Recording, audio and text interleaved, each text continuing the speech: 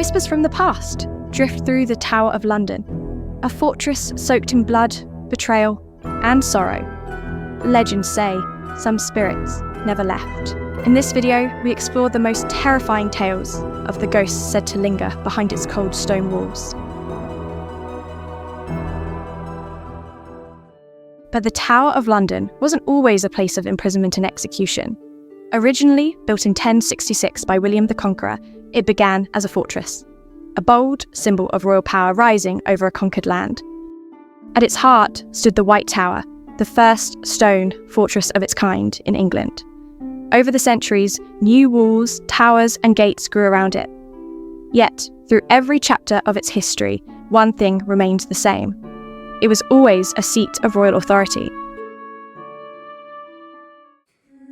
The first ghost ever reported in the Tower of London was Thomas Beckett, the martyred Archbishop of Canterbury.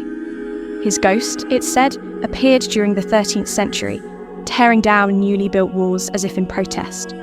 Beckett, once a loyal friend of Henry II, became his enemy over the rights of the church. In 1170, 4 knights slaughtered him at Canterbury Cathedral.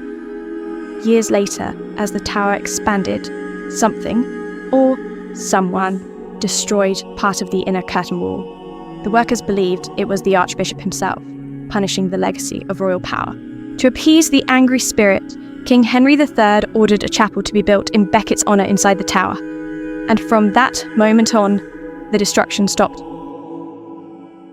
During the Wars of the Roses, the tower became the silent witness to royal bloodshed. It was here that the mad king, Henry VI, was murdered, allegedly on the orders of Edward IV. But fate would soon turn. Just a decade later, Edward's own sons, young princes, vanished within these same walls. Known forever as the princes in the tower, their ghosts are still said to haunt the dark corridors, glimpsed by visitors in the dead of night. After the king's death, the elder of the 2 boys, Edward, was expected to become king, but under the pretext of preparing for his coronation, their uncle, Richard, Duke of Gloucester, placed both boys in the Tower of London. Not long after, he declared them illegitimate and claimed the throne for himself. The young princes were never seen alive again. Nearly 200 years later, 2 small skeletons were discovered in a wooden box buried under a staircase in the tower. It was assumed they were the remains of the missing princes, and they were reburied in Westminster Abbey. In 1933, a re-examination of the bones confirmed they belonged to 2 boys around 10 and 12 years old, the same ages as the princes when they vanished. To this day, visitors report sightings of 2 pale boys in old-fashioned clothes, playing quietly near the bloody tower, and then disappearing into thin air. But it was Henry VIII who truly turned the tower into the bloodiest place in England, executing countless people here, including 2 of his own wives. The spirit of one of them is said to still haunt its ancient walls to this day.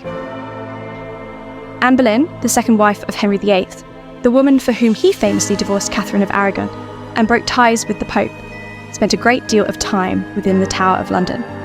And not only before her execution.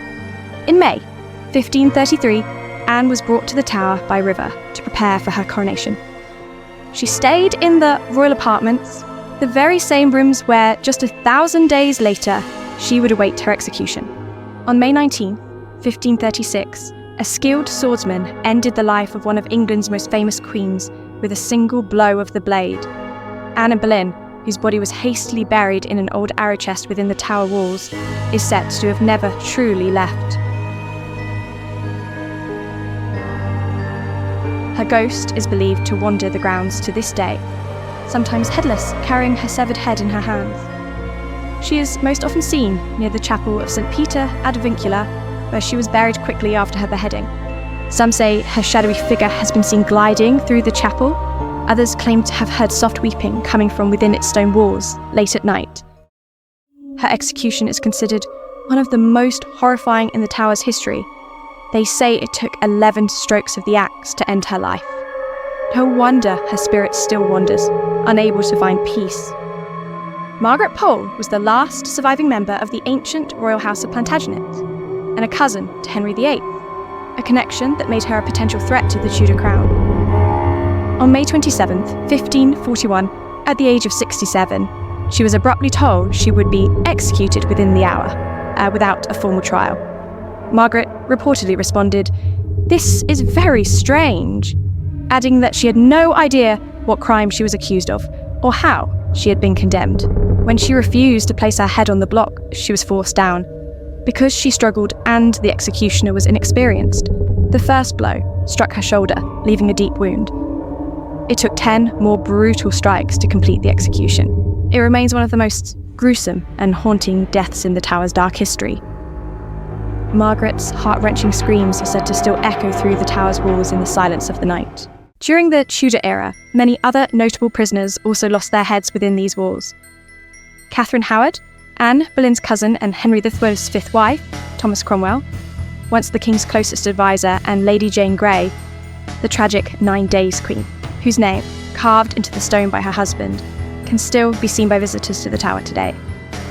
By the way, the glorious Queen Bess, Elizabeth I, was once imprisoned in the Tower by order of her half-sister, Mary I. From March to May of 1554, Elizabeth was held in the very same royal apartments where her mother, Anne Boleyn, had once stayed. Elizabeth later admitted that she believed, like Anne, she would never leave the Tower alive. Over time, the Tower ceased to be a prison and became a secure vault for weapons, documents, and royal jewels. By the 19th century, it had turned into a historic site open to visitors, but its dark legacy lingered. On August 15, 1941, during World War II, the Tower saw its final execution. Joseph Jacobs, a convicted spy, was shot by firing squad, marking the grim end of its bloody centuries-long history. Kings, queens, traitors, and martyrs. They are long gone, but their stories remain etched in stone, in silence, in the cold London air. Today, the Tower is a place for tourists. But when the gates are locked and night falls over London, what stirs in its corridors then? Only the walls know the truth.